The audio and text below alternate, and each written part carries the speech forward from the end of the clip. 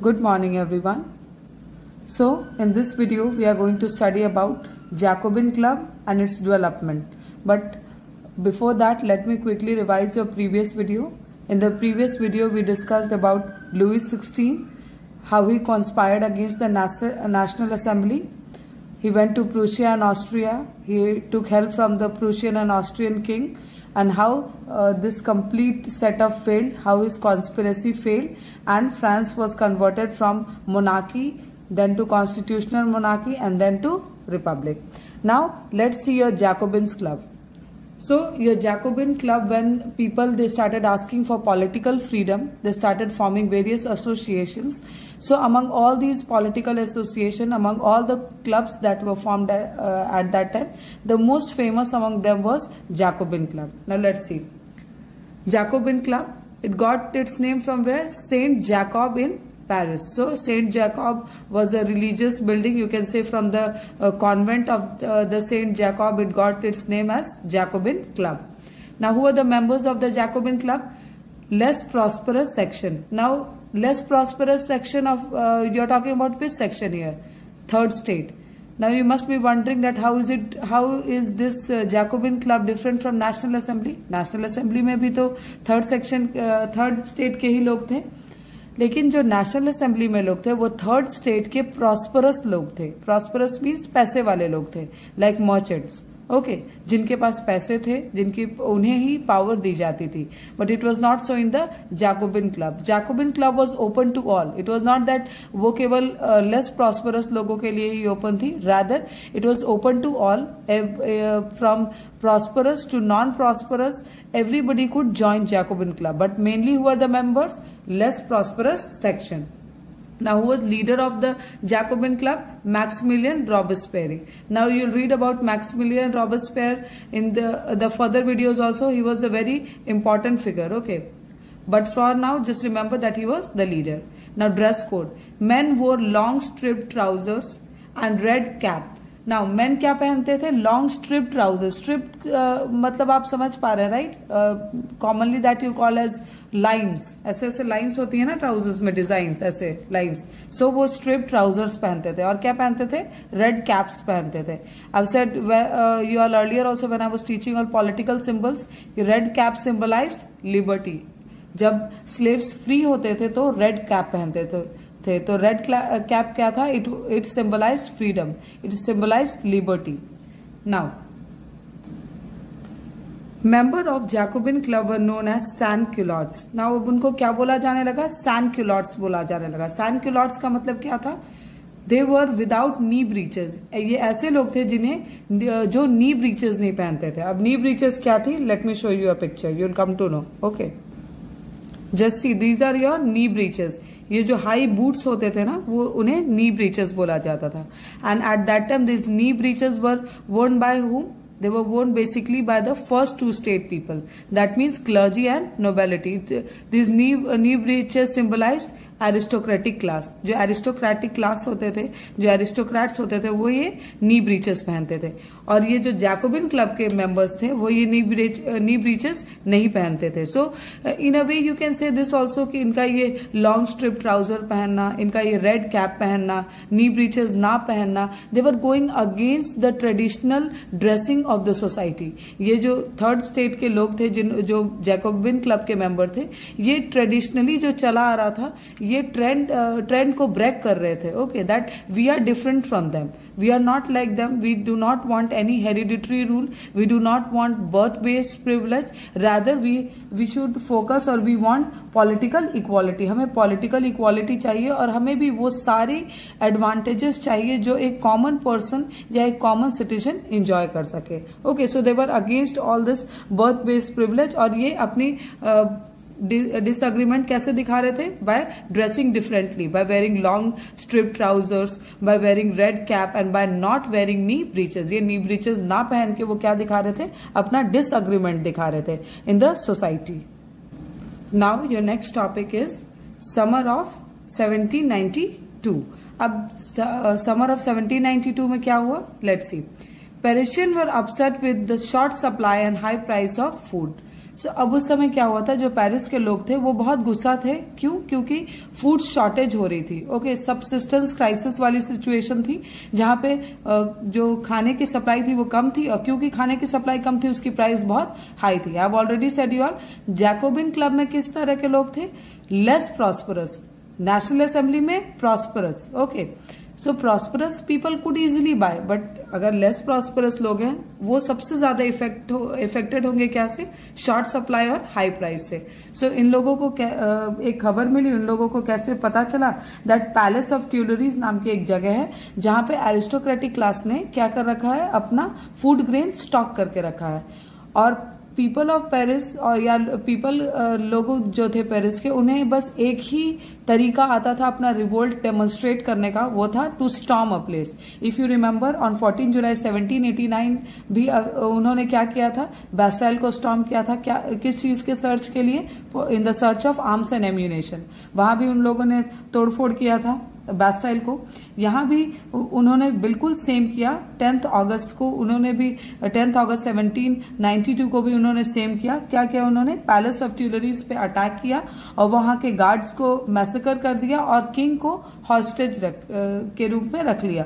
Okay, they captivated king for several hours. बहुत घंटों के लिए उन्होंने किंग को भी कैप्टिवेट करके रख लिया। और ये सारा जो रिवोल्ट हो रहा था, ये सारा जो रिवोल्ट था, सारा जो रिवोल्यूशन था, ये कौन लीड कर रहा था? Jacobin club revolted against the high price. ये सारे लोगों के एंगर को कौन लीड कर रहा था? Jacobin club. So Jacobian club was directing the anger of the people in the terms of revolt. Revolt करने के लिए जैकोबिन ही क्लब जो था, जो उन्हें एक यू कैन से राह दिखा रहा था रिवोल्ट करने का। नाउ अब जैकोबिन क्लब रिवोल्ट कराया, जैकोबिन क्लब ने रिवोल्ट कराया, किंग को एज हॉस्टेज भी रख लिया। और उसके बाद क्या होता है? ये जो असेंबली होती है, उन्होंने क्या वोट किया था? They voted to imprison the royal family. वो रॉयल फैमिली को इम्प्रिजन कर देते हैं। दैट मीन्स अब रॉयल फैमिली इम्प्रिजन हो गई है तो एक न्यू फॉर्म ऑफ गवर्नमेंट आएगी। ओके, क्योंकि अर्लियर क्या थी? पहले कॉन्स्टिट्यूशनल मोनार्की थी। अब कॉन्स्टिट्यूशनल मोनार्की रॉयल फैमिली के कैप्टिवेट होने के बाद क्या हुई? अब एक नई फॉर्म ऑफ गवर्नमेंट आनी चाहिए। That you will read further, but before that see, all men above the age of 21 or of 21 were given right to vote. अब एक नया चेंज आया, पॉलिटिकल राइट्स में एक नया चेंज आया। Now all main above the age of 21 or the age of 21 were given right to vote. अब जितने भी मेन थे, या तो वो 21 ईयर्स से अबव थे या 21 ईयर्स के थे, उन्हें राइट टू वोट मिल गया। Okay, men, if you mark here only men, women still women were not given right to vote. केवल मेन जो थे, जो 21 साल से के थे या 21 साल से ज्यादा थे, उन्हें राइट टू वोट दे दिया गया। That means they got the political equality in the terms of voting. पहले जो राइट्स लिमिटेड थी किन लोगों के लिए? जो ऐसे सेक्शन ऑफ सोसाइटी से बिलोंग करते थे जो हाईएस्ट टैक्स पेयर थे, उन्हें केवल वोटिंग राइट्स थी। क्योंकि पहले सोसाइटी एक्टिव और पैसिव सिटीजन्स में डिवाइडेड थी। केवल एक्टिव सिटीजन्स को राइट थी वोट करने के लिए। But with the Jacobin club, all the men, again I am saying all, not women but all the men, they got right to vote. सारे men को वोटिंग राइट्स मिल गई जो कि 21 साल या 21 साल से अबव थे। Okay, now the newly elected assembly was called convention. अब ये जो न्यूली इलेक्टेड असेंबली थी उसको क्या कहा जाने लगा? कन्वेंशन कहा जाने लगा। दैट मीन्स अब नेशनल असेंबली भी हट गई और कौन आ गया? कन्वेंशन आ गया। डेफिनेटली ये इस कन्वेंशन के पीछे जैकोबिन क्लब का बहुत ही इंपॉर्टेंट रोल था। That you will read in the further videos. On 21st September 1792, France was declared republic and monarchy was abolished. अब 21st September 1792 को क्या हुआ? फ्रांस को क्या डिक्लेयर कर दिया गया? रिपब्लिक। और किस फॉर्म ऑफ गवर्नमेंट को हटा दिया गया? Monarchy. That means absolute monarchy जो कन्वर्ट होकर कॉन्स्टिट्यूशनल मोनार्की बनी थी, वो भी 21 सितंबर 1792 को हटा के क्या कर दिया गया? रिपब्लिक। अब I think you know what is Republic. So basically republic is a form of government where the people elect the government including the head of the government. जो head होता है वो भी किन से elected होता है? लोगों से elected होता है। Okay, it can be a direct election और एन इनडायरेक्ट इलेक्शन। सो अब क्या हुआ? फ्रांस में कौन सी फॉर्म ऑफ गवर्नमेंट आ गई? रिपब्लिक आ चुकी थी। Now quickly see the change in various form of government. अगर आप देखेंगे तो जो फ्रांस में जो फॉर्म ऑफ गवर्नमेंट्स थी वो बहुत अनस्टेबल थी। बहुत स्टेबल फॉर्म ऑफ गवर्नमेंट नहीं थी। क्यों? पहले मोनार्की थी, फिर मोनार्की को ओवरथ्रो करके नेशनल असेंबली आई। जब मोनार्की थी तो एब्सोल्यूट मोनार्की थी, that means king was whole and sole. केवल एक जनरल असेंबली की मीटिंग बुला के king could change anything. Now next, ये सब को हटा के नेशनल असेंबली आई जिसने लिमिट कर दिया मोनार्क के पावर को, और क्या बन गई? कॉन्स्टिट्यूशनल मोनार्की बन गई। अब नेशनल असेंबली को भी हटा के न्यू फॉर्म ऑफ गवर्नमेंट जो आई उसे क्या कहते थे? कन्वेंशन कहते थे, and this was Republic. Now you all must be wondering that what happened with Louis XVI. National Assembly overthrow he understood, but Louis XVI का क्या हुआ? So Louis XVI was sentenced to death on the charge of treason. Louis XVI को court ने क्या कर दिया था? Louis XVI was sentenced to death. Yes, one more thing. Louis XVI and his wife both met with the same fate. दोनों को publicly execute कर दिया गया था. Okay. Now, on the charge of treason. अब treason क्या थी? Treason is a situation when a person betrays his or her country. You can commonly call it as being traitor. जब एक पर्सन, एक सिटीजन अपने कंट्रीमैन, अपने country को लोगों को बिट्रे करता है, उस सिचुएशन को ट्रीजन कहा जाता है। So Louis 16 had definitely betrayed his people, क्योंकि वो प्रूशियन और ऑस्ट्रियन किंग से हेल्प लेने गए थे। किसको हराने के लिए? उनके कंट्रीमैन को, उनके खुद के कंट्री को के लोगों को हराने के लिए उन्होंने हेल्प लिया था प्रूशियन और ऑस्ट्रियन किंग से। इसलिए उन्हें on the charges of treason उन्हें डेथ सेंटेंस दे दिया गया था। Not only he, even his wife met with the same fate. उनकी वाइफ को का भी सेम फेट हुआ था. That means she was also sentence to death. Now let me quickly revise once with you what we have done today. So see here in your books on page number 14 हमने आज यहां से start किया था that Jacobin club जो थी वो एक पॉलिटिकल ऑर्गेनाइजेशन थी, एक पॉलिटिकल क्लब थी जो फॉर्म होती है, और इसके जो मेंबर्स होते हैं वो कौन होते हैं? वो less prosperous section of society के मेंबर्स होते हैं. नाउ कौन लोग थे जो जैकोबिन क्लब के मेंबर थे? So they were shopkeepers, artisans, shoe maker, pastry cook. That means वो सारे लोग जो कि daily wage, you can in short way you can say daily wage labourers थे. ओके. और उनके लीडर कौन थे? Maximilien Robespierre. उनके लीडर थे मैक्सिमिलियन रॉबेस्पियर. उन्होंने ये लीड किया था ये पूरे ऑर्गेनाइजेशन को, ये पूरे जैकोबिन क्लब को. और वहां पे So you can see here I was talking about your strip trouser. So this is your strip trouser. ऐसे ही जैकोबिन क्लब के जो मेंबर्स थे वो ऐसे ही स्ट्रिप ट्राउजर पहनते थे, जो कि उन्हें कैटेगराइज करता था या उन्हें सेग्रीगेट करता था एरिस्टोक्रेटिक क्लास से. ऐसे कपड़े जनरली पहले कौन पहनते थे? डॉक वर्कर्स पहनते थे. ओके, डॉक वर्कर्स पहनते थे ऐसे कपड़े. और बाद में जैकोबिन क्लब के मेंबर्स भी ऐसे कपड़े पहनने लगे थे टू शो दैट हम जो है वो एरिस्टोक्रेटिक क्लास से डिफरेंट है.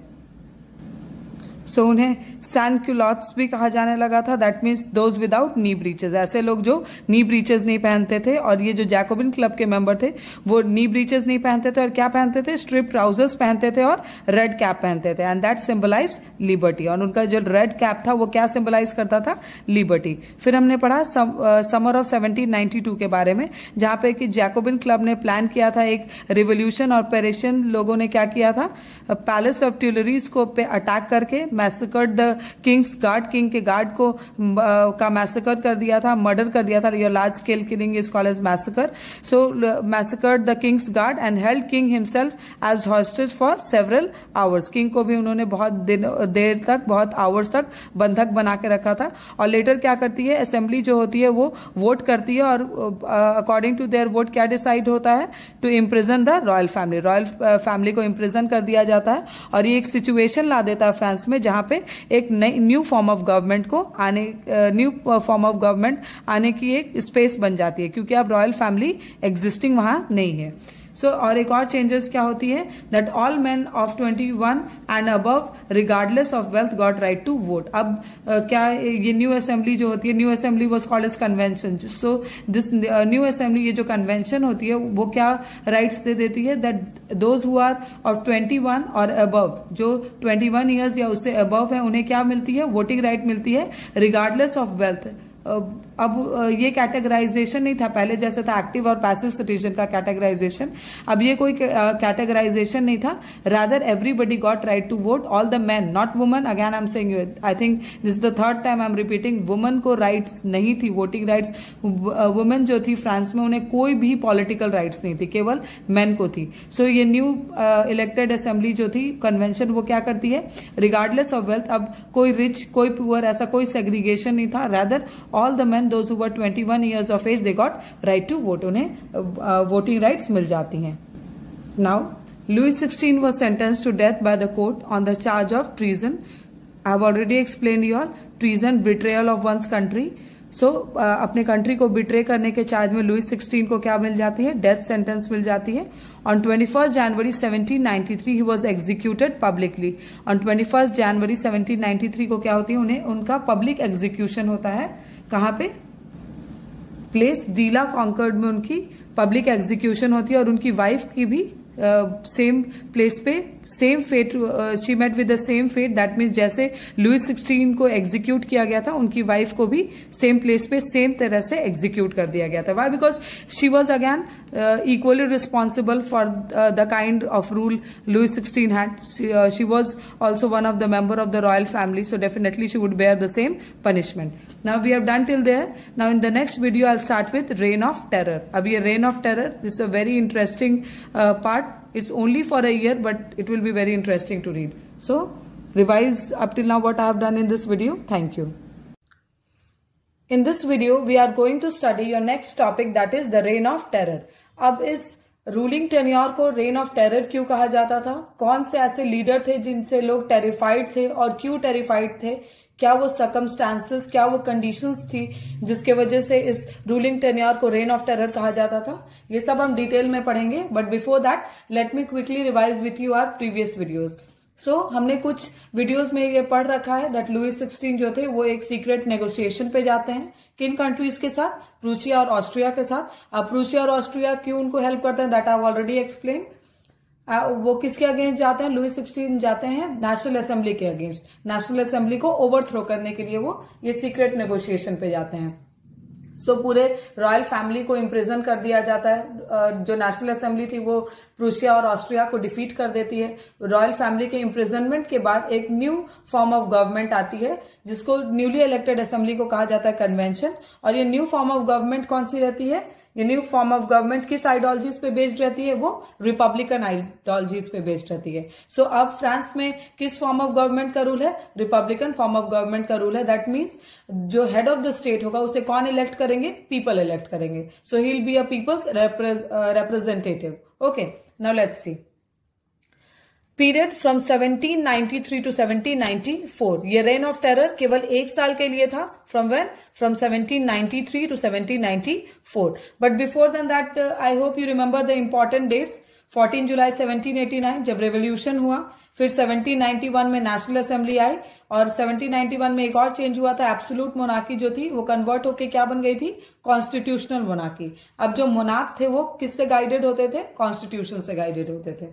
और 1793 में एक नई फॉर्म ऑफ गवर्नमेंट आई थी जैकोबिन क्लब के अंडर में, that was your Republican form of government. और इस टेन्योर को, इस एक साल के टेन्योर को क्या कहा जाने लगा था, reign of terror. Now Robespierre followed the policy of severe control and punishment. अब जब रॉबस्पियरी रूल पे आए तो वो क्या करते थे, वो फॉलो करने लगे policy of severe control and punishment. That means वो बिल्कुल भी लिबर्टी लोगों को ना देके क्या करने लगे, बहुत ही स्ट्रिक्ट और बहुत ही स्टर्न डिसीजंस लेने लगे। वो पनिश करने लगे लोगों को, बहुत ब्रूटली पनिश करने लगे लोगों को। दैट मीन्स वो थे तो रिपब्लिकन आइडियोलॉजीज के, बट उनकी बिहेवियर जो थी वो किसी एक डिक्टेटर की तरह हो गई थी। Okay, so gradually started becoming dictatorial by nature. You must have popularly heard that power corrupts and absolute power corrupts absolutely. यही हुआ था रॉबस्पियरी के साथ। जब उनके हाथ में एब्सोल्यूट पावर आई थी तो वो भूल गए थे और वो वही सारे मिस्टेक्स रिपीट करने लगे थे जो उनसे प्रीवियस गवर्नमेंट्स ने की थी। वो भी लोगों को टेरिफाई करने लगे, क्रूअल पनिशमेंट्स देने लगे। अब वो किनको पनिश करते थे, ऐसा थोड़ी था कि कोई भी राह चलता आदमी हुआ उसे वो पनिश करते। No, he punish enemies of republic. अब उन्हें जो लगता है कि ये लोग जो हैं वो रिपब्लिक के अगेंस्ट जा रहे हैं, रिपब्लिकन आइडियोलॉजी के अगेंस्ट जा रहे हैं, सो वो उन लोगों को पनिश करना स्टार्ट कर देते हैं। सो कौन से वो लोग थे जो उनके अकॉर्डिंग एनिमीज ऑफ रिपब्लिक थे? Ex nobles, clergy, members of other political parties, even members of his own party. So जो पहले जो नोबल्स थे, क्लर्जी थे, that means members of first and second state, उन्हें लगने लगा कि यही लोग जो हैं वो ऑटोक्रेसी को प्रमोट करते थे। That means they were the autocratic section of the society. So उन्हें वो पनिश करना स्टार्ट कर दिए। और even the members of political party, that means अगर आप एक देखेंगे तो एक ऐसा सिचुएशन था जहां पे ऑपोजिशन भी जो थी या फिर अदर पॉलिटिकल पार्टीज, जो बाकी पॉलिटिकल पार्टीज थे, उनका भी कोई से नहीं था। They had no freedom of speech, rather they had to all agree to the decisions of Robespierre. और जो भी उनके डिसीजंस के अगेंस्ट जाता था, even members of his own party, जो मेंबर्स उनके अपने पार्टी के थे, जो कि जैकोबिन पार्टी के थे, जैकोबिन क्लब के थे, वो भी अगर उनके अगेंस्ट जाते थे, so he would do the same with them. वो उन्हें भी सेम पनिशमेंट देते थे, बहुत स्ट्रिक्ट और सीवियर पनिशमेंट देते थे जो भी उनके आइडियोलॉजीज के अगेंस्ट जाता था। और उन्हें वो क्या कहते थे? Enemies of Republic. उन्हें वो एक टर्म दे दिए थे, that were enemies of Republic. उन्हें एनिमीज कहा जाने लगा। किसका? रिपब्लिक के एनिमीज कहा जाने लगा। ओके, अब कैसे पनिशमेंट दिया जाता था? Let's see. They were arrested, imprison and then tried by the revolutionary tribunal. So अब उन्हें अरेस्ट किया जाता था और एक ट्रायल होती थी, और वो ट्रायल कौन करता था? रेवोल्यूशनरी ट्रिब्यूनल में होती थी। अब ये रेवोल्यूशनरी ट्रिब्यूनल क्या है? सो उन्होंने एक स्पेशल कोर्ट इंस्टॉल किया था, या यू कैन से एक स्पेशल कोर्ट स्टार्ट किया था, जिस कोर्ट का काम ही ये था जो एनिमीज ऑफ रिपब्लिक थे उनका ट्रायल करना। और डेफिनेटली अगर रॉबर्सपियर ने ये कोर्ट स्टार्ट किया था तो वो कोर्ट उनके ही फेवर में डिसीजंस देती। So after that what was done? जो एनिमीज ऑफ रिपब्लिक थे उन्हें गिल्टी प्रूफ होने के बाद उन्हें क्या किया जाता था? They were sent to guillotine. तो guillotine, they were guillotined. Okay, so they were guillotined. अब गिलोटिन का मतलब क्या होता है? So they were sent to guillotine. Guillotine एक डिवाइस थी। This was a device invented by Dr. Guillotine to execute people. अब गिलोटिन पता है कैसी डिवाइस थी? एक ये 2 पोल्स थे, ठीक है, और यहाँ पे एक ऐसा होल बना हुआ था जिसमें लोगों के हेड को डाला जाता था। बॉडी जो थी वो ऑपोजिट साइड में होती थी और ऊपर एक ब्लेड होता था। और ये जैसे ही ये ब्लेड को रिलीज किया जाता था, ये ब्लेड आके पर्सन को बीहेड कर देती थी। ओके, सो ये जो डिवाइस थी वो क्या थी?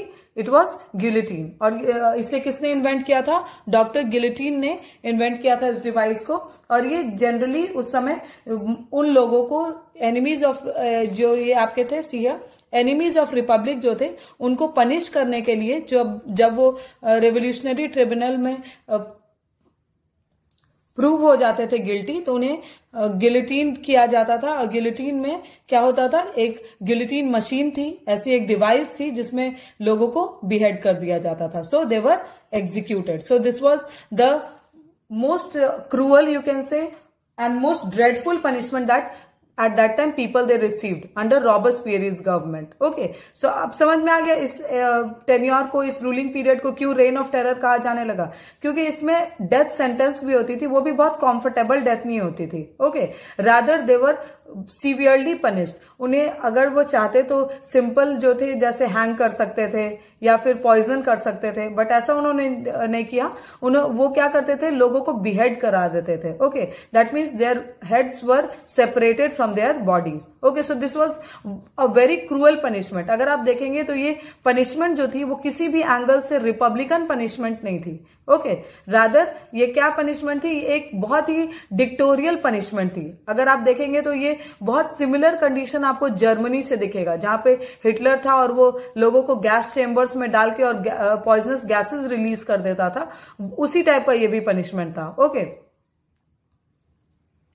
सो रॉबर्सपियर का जो ये 1 साल का रूल था, ये था तो बहुत कम समय का, but you know people were tortured badly. लोग अपनी सारी फ्रीडम खो चुके थे। पॉलिटिकल पार्टीज के पास कोई भी पॉलिटिकल फ्रीडम नहीं थी, लोगों के पास कोई भी पॉलिटिकल फ्रीडम नहीं थी। ओके, सो बेसिकली अगर आप देखें तो जो रिच पीपल थे वो अनहैप्पी थे, लेकिन पुअर पीपल हैप्पी थे इनसे। नाउ ये रेन ऑफ टेरर का you can say they are the two faces of the same coin. कुछ लोग अनहैप्पी थे तो कुछ लोग खुश भी थे। क्यों खुश थे? क्योंकि इस सिचुएशन में या इस टेन्योर में एक चीज बहुत अच्छी हुई थी, that Robespierre always focused on equality. वो हमेशा इक्वालिटी पे फोकस करते थे।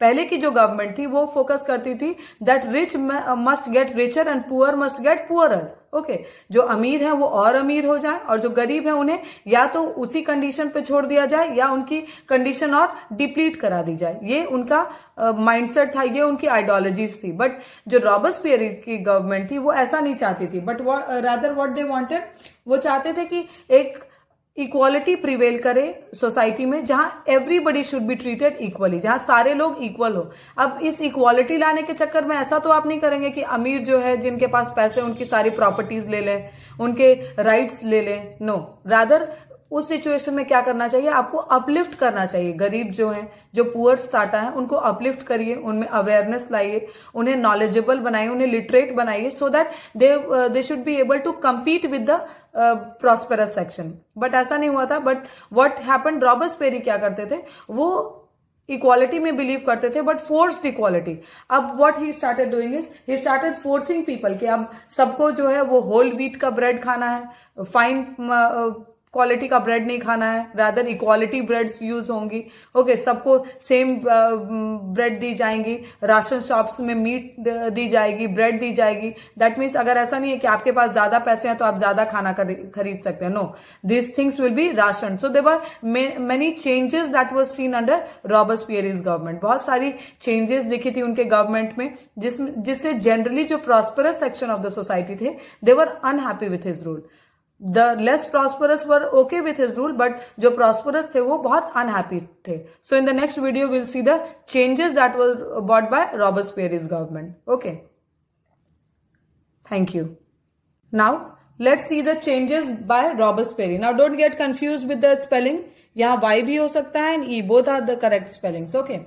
Now see here, maximum ceiling on wages and prices. Ceiling उस समय की वहां की करेंसी थी. So maximum ceiling on wages and prices. अब रॉबस्पियर ने क्या किया, एक सेट कर दिया दैट इतना ही वेज मिलेगा एक लेबरर को और यही प्राइसेस होगी कमोडिटी की. ओके, सो अब ऐसा नहीं था कि जो शॉपकीपर थे या जो सेलर्स थे वो अपने हिसाब से प्राइस इंक्रीज या डिक्रीज नहीं कर सकते थे. रादर स्टेट ने, गवर्नमेंट ने एक सेट प्राइस कर दिया था, उतना ही प्राइस कमोडिटी का होता. ओके, एंड वेजेस भी. अब लोग जो काम करते थे वो अपने हिसाब से अपना वेज डिमांड नहीं कर सकते थे. Rather even maximum ceiling was set on wages and prices. So दोनों वेज और प्राइसेस जो थी वो गवर्नमेंट डिसाइड करने लगी. Meat and bread ration. So meat और ब्रेड जो थी वो क्या होने लगी, वो राशन होने लगी. दैट मीन्स वो राशन शॉप्स पे मिलने लगी. अब ऐसा नहीं था कि जो रिच थे वो कितना भी कमोडिटी, फूड कमोडिटी खरीद के रख सकते थे. No, rather these two commodities, meat and bread, they were ration. वो राशन शॉप पे मिलती और उतना ही एक सर्टेन कोटा, यू कैन से एक सर्टेन कोटा रखा गया था, उतना ही राशन शॉप देता. You could not buy according to your wants. Now, peasants were forced to sell their food grains to the government at a fixed price. अब जो peasants थे, farmers थे, उन्हें फोर्स किया जाने लगा कि वो जो अपनी फूड क्रॉप है, अपनी जो भी वो फूड क्रॉप ग्रो कर रहे हैं, वो गवर्नमेंट को ही सेल करेंगे. They had no liberty to sell it in the open market. Rather they were forced to sell their products to the government. और वो भी ऐसा नहीं था that they could demand any price. So at a fixed price एक government एक price set करने लगी और उसी प्राइस पे, उसी सेट प्राइस पे लोगों को, पीजेंट्स को, फार्मर्स को अपनी फूड ग्रेन्स को गवर्नमेंट को सेल करना था. कोई भी प्राइवेट बायर को, कोई भी प्राइवेट मर्चेंट्स को वो सेल नहीं कर सकते थे. Rather they were forced to sell it to the government. So one way you can see again, यहाँ पे रिपब्लिक तो है लेकिन लोग रिपब्लिकन कोई भी फ्रीडम एंजॉय नहीं कर रहे हैं. Okay, they are being forced. उनके फ्रीडम ऑफ स्पीच, उनकी फ्रीडम ऑफ मार्केटिंग, ये सब जो है वो गवर्नमेंट के कंट्रोल में आ चुकी है. ओके, अब एक और चीज क्या की रॉबस्पियर ने, प्रमोशन ऑफ इक्वालिटी ब्रेड. अब एक ही तरह की ब्रेड मिलने लगी मार्केट में। ओके, उसे क्या कहा जाने लगा था? Equality bread. सो पहले जो ब्रेड थी वो दो क्वालिटी की बनती थी। ओके, एक ब्रेड बनती थी वेरी फाइन फ्लावर से, जिसको you can commonly call it as maida. So ये जो थी वो एक्सपेंसिव ब्रेड होती थी, और कौन खरीद सकता था? Again prosperous section. और जो नॉन प्रॉस्परस थे उनके लिए कोर्स व्हीट से कोर्स फ्लावर से बनती थी, जो कि बहुत ही it was not, you can say it was not of that fine variety. Okay, अब रॉबर्सबेरी ने क्या किया? इक्वालिटी लाने के लिए एक इक्वालिटी ब्रेड इंट्रोड्यूस किया। दैट मीन्स सारे लोग जो हैं वो एक मिनिमम क्वालिटी की ब्रेड ही खाएंगे, कोई फाइन या कोई लो क्वालिटी नहीं होगी, रादर एक ही तरह की ब्रेड बिकेंगी और सारे लोगों को वही खाना होगा। सो अगेन अ फोर्स, फिर उन्होंने फोर्स किया इस ब्रेड को भी, यूज ऑफ ब्रेड को भी उन्होंने फोर्स किया लोगों पे कि अब जो भी है, रिच हो या पुअर है, उन्हें एक सर्टेन क्वालिटी की ही ब्रेड मिलेगी, rather they could not buy bread according to their demands. Okay, और उन्हें क्या लगा कि ये इक्वालिटी ब्रेड इंट्रोड्यूस करके वो इक्वालिटी लाएंगे, लेकिन ऐसा कुछ नहीं हुआ। Rather again prosperous section of society they got upset with this idea. Now instead of traditional monsieur, sir and madam, all French men and women were called citoyen and citoyenne. So अब जो traditionally madam और sir बोलते थे लोगों को France में, with respect, जो aristocratic class थे उनके लोगों को, मेन को मॉन्सियर है, दैट मीन्स सर, मैडम बोलते थे मैडम को।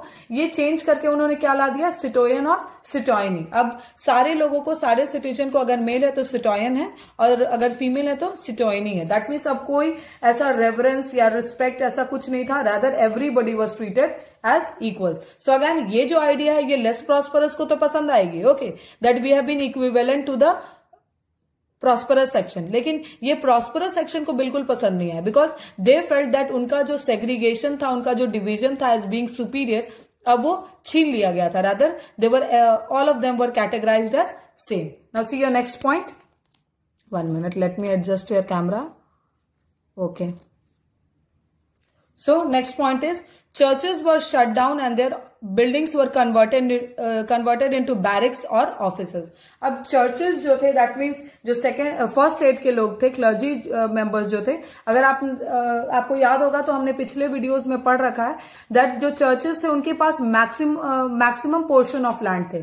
दैट मीन्स उनके पास एक्वाइजिशन, बहुत सारे लैंड की एक्वाइजिशन थी। सो रॉबर्सबेरी ने क्या किया? चर्चेस को बंद करके और उनकी जगह क्या कर दिया? बैरिक्स और ऑफिसेज। अब बैरिक्स क्या थे? बैरिक्स वो जगह होती है जहां पे सोल्जर्स रहते हैं। ओके, सो इन चर्चेस को बंद करके उन्होंने अब उन बिल्डिंग्स को, चर्चेस के बिल्डिंग्स को क्या में कन्वर्ट कर दिया? बैरिक्स और गवर्नमेंट ऑफिसेज में कन्वर्ट कर दिया। अगेन एक और section of the society will not like it, that is the clergy और नोबेलिटी को फिर ये भी आइडियाज नहीं पसंद आए। अपार्ट फ्रॉम दैट एक और तरह के लोग होते हैं, those who are popularly called as religious section.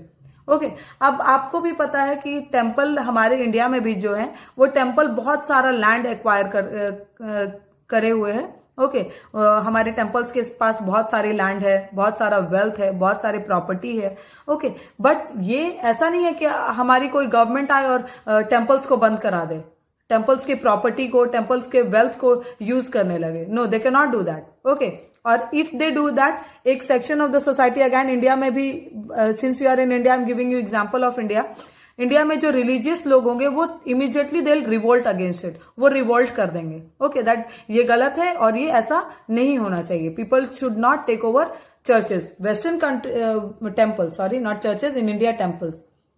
अब वेस्टर्न कंट्रीज में जो है वहां पे लोग जो हैं वो जनरली कैथोलिक होते हैं, they go to churches. So churches को जब बंद करके और उन बिल्डिंग्स को कन्वर्ट कर दिया गया बैरिक्स और ऑफिसेज में, people did not like it. एक तो जो लोग चर्चेस से अर्न कर रहे थे, जिनका प्रॉफिट शेयरिंग था चर्चेस से, वो उन्हें नहीं पसंद आया क्योंकि that hampered their economic condition. और जो रिलीजियस लोग थे उन्हें भी नहीं पसंद आया चर्चेस का शट डाउन होना, because they felt that it was against their religion. अब ये सारा कुछ इतना जो नेगेटिव चेंजेस रॉबर्सबेरी ने किया वो इतना अनपॉपुलर हो गए थे अपने खुद के लोगों के बीच में, that means even members of Jacobin club turned against him. Okay, वो इतना ज्यादा डिक्टोरियल हो गए थे नेचर में that he seized the freedom of speech. अब कोई अपने कंट्री में फ्रीली नहीं बोल पाता था, rather everybody had to adhere to whatever Robespierre says. Robespierre ने जो भी डिसीजंस ले लिया वो किसी भी कंडीशन में, किसी भी कॉन्टेक्स्ट में किसी को एनिमी ऑफ रिपब्लिक बोलने लगते थे, उन्हें गिलोटीन कर देते थे। That means he used to send them to guillotine machine device, guillotine device में भेज देते थे, उन्हें बिहेड करा देते थे। सो ये जो इतना सारा नेगेटिविटी वो फैला रहे थे फ्रांस में, that was not like by the people. लोगों को ये बिल्कुल पसंद नहीं आई थी। In fact his own people, Jacobin club के लोग भी, members of Jacobin club also they turn against him. वो इतने ज्यादा डिक्टोरियल हो गए थे, वो इतने ज्यादा क्रूअल हो गए थे केवल इस एक साल में, फ्रॉम 1793 टू 1794, वो केवल एक साल रूल किए थे।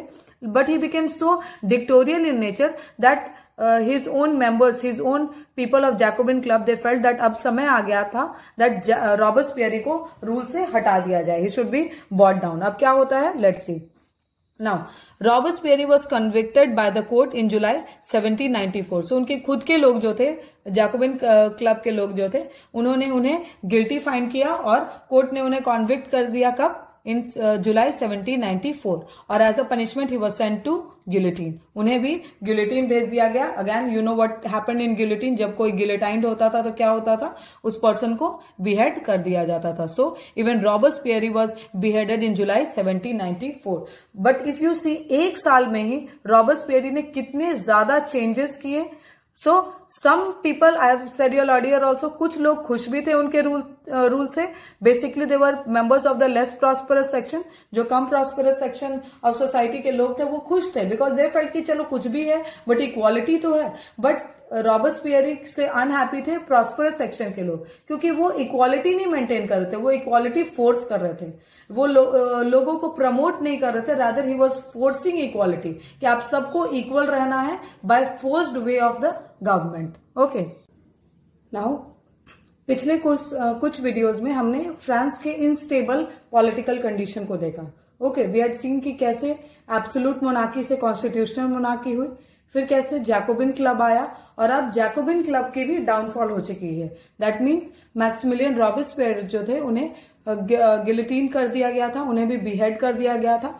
अगेन अ सिचुएशन अराइज जहां पे एक न्यू फॉर्म ऑफ गवर्नमेंट की आने की अगेन स्पेस हो चुकी थी। ओके, दैट मीन्स अब जैकोबिन क्लब को भी हटा के एक नई फॉर्म ऑफ गवर्नमेंट आएगी, जो क्या होगी, that will be called as directory rule. Okay, directory rule जो है वो हम नेक्स्ट वीडियो में डिस्कस करेंगे, but let me quickly revise with you. So आज हमने जैकोबिन क्लब की राइज और डाउनफॉल दोनों पढ़ी, कैसे Jacobin club less prosperous section of society के लोगों से बना हुआ था। Majority, I mean to say majority जो थी वो लेस प्रॉस्परस सेक्शन के लोग थे, उनके लीडर थे मैक्सिमिलियन रॉबस्पियर।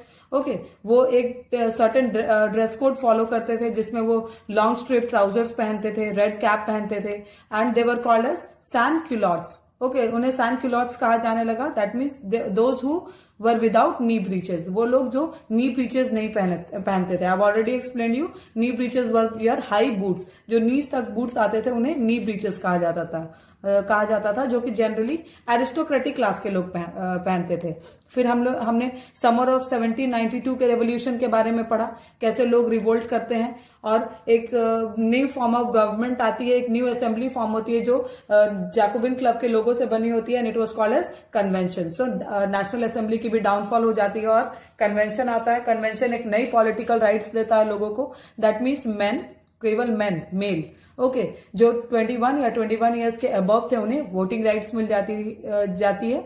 अगेन फीमेल का कोई कंसिडरेशन नहीं था, women were nowhere to be considered, उन्हें कोई भी पॉलिटिकल राइट्स नहीं दी गई थी। और फिर एक पीरियड आता है that was popularly called as reign of terror. इस पीरियड को रेन ऑफ टेरर कहा जाता है, जो लास्ट करता है कब से कब तक, 1793 से 1794 तक, केवल एक साल तक। और उस समय कौन रूल कर रहा था फ्रांस को? आई वुड नॉट से गवर्न, बट इन अ वे वो रूल ही कर रहे थे, because he became dictatorial in nature. जब भले ही थी गवर्नमेंट रिपब्लिकन आइडियोलॉजी पे, बट जब रॉबस्पियर रूल पे आया वो इतने ज्यादा डिक्टोरियल हो गए थे नेचर में, he started bringing new changes, वो नए चेंजेस लाने लगे।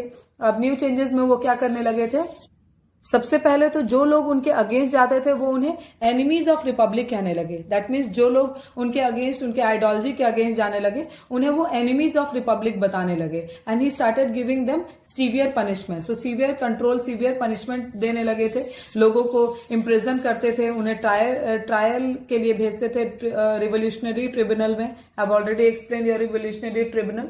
वहां पे those who were found guilty were guillotined. So उन्हें गिलोटीन कर दिया जाता था, उन्हें स्ट्रिक्ट पनिशमेंट दिया जाता था। और गिलोटीन में क्या होता था, एक गिलोटीन मशीन होती थी, जो यू कैन से एक डिवाइस थी जिसमें 2 पोल्स थे और दोनों पोल्स पे ब्लेड लगे हुए थे और लोगों को बीहेड कर दिया जाता था। Okay, so they were beheaded. अब रॉबस्पियरी बहुत सारे चेंजेस सोसाइटी में भी लाए थे इक्वालिटी लाने के लिए, जो कि एक यू कैन नॉट से एक इक्वालिटी थी, बट वो फोर्स करने लगे थे लोगों पे इक्वालिटी। दैट अब आपको भले ही आपके पास पैसे हैं, but you have to live like a poor. आपको वही खाना है जो गरीब लोग खाते हैं, आपको वैसे ही रहना है जैसे आपकी स्टेट गवर्नमेंट आपको बोलती है। यू हैव नो से in your own life. Okay, अब आपके लाइवलीहुड को भी कौन कंट्रोल करेगा? आपके लाइवलीहुड को भी कंट्रोल करेगी गवर्नमेंट। दैट मीन्स फार्मर्स को वो फोर्स करने लगे थे कि अब जो भी आप फूड ग्रेन ग्रो करते हैं, you can not sell it in the open market, rather you have to sell it to the